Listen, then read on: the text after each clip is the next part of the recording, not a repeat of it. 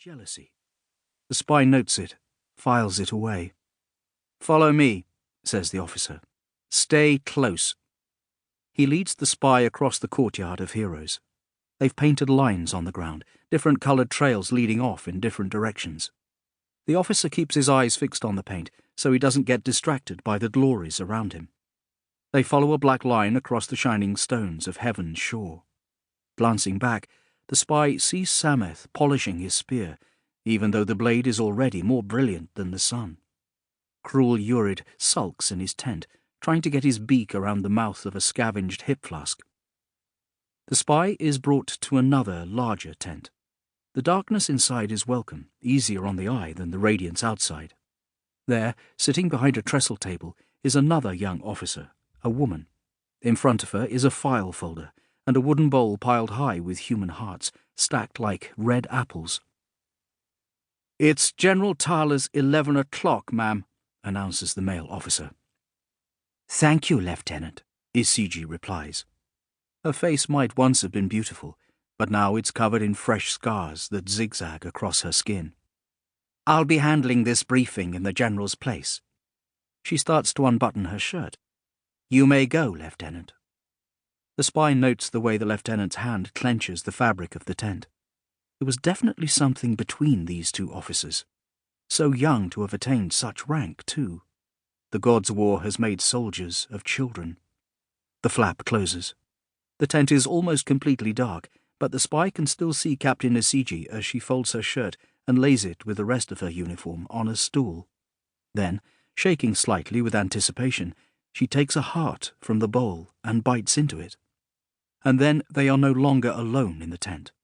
There is a timeless moment when the spy isn't conscious of anything other than the goddess's overwhelming presence.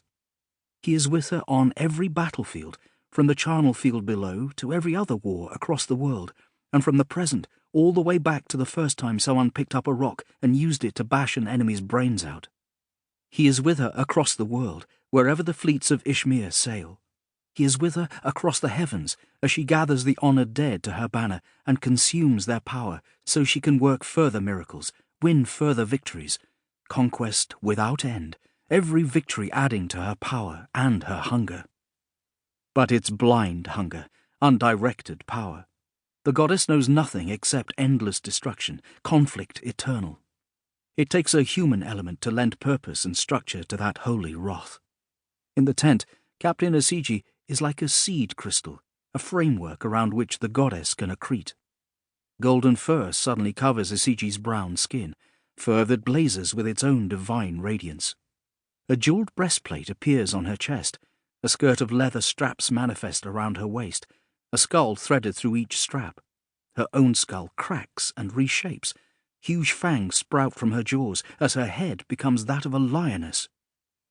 The goddess Pesh, Lion Queen, war goddess of the Ishmeric pantheon, or rather her avatar, made from Captain Isiji, purrs in satisfaction and settles back onto her seat. The spy notes, without alarm, that the simple wooden chair is now a throne of skulls, that the trestle table has become a blood-soaked altar.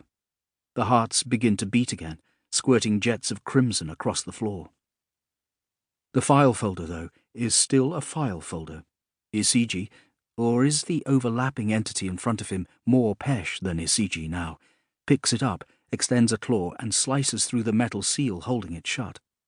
The spy shudders at the grace of the movement, knowing that those self-same claws recently tore a half-mile rent in the hillside below. Isiji removes the papers, reviews them in silence. The tent reverberates with her divine breath, which smells of meat and sandalwood. Everything comes down to this. To avoid thinking about what's going to happen, the spy wonders how many times Isiji has channeled the goddess already. Not many, he guesses. The scars are too fresh. Gods are hard on their war saints. One day there won't be enough of Isiji left to return to her mortal form. He feels almost sorry for the young officer who brought him here. The boy has lost his lover to the embrace of a goddess, and from that union there is no easy path back. X-84, says the saint. It's his newly assigned code number in the files of the Intelligence Corps. It's the first name that's really his, and he finds himself unexpectedly fond of it. He nods.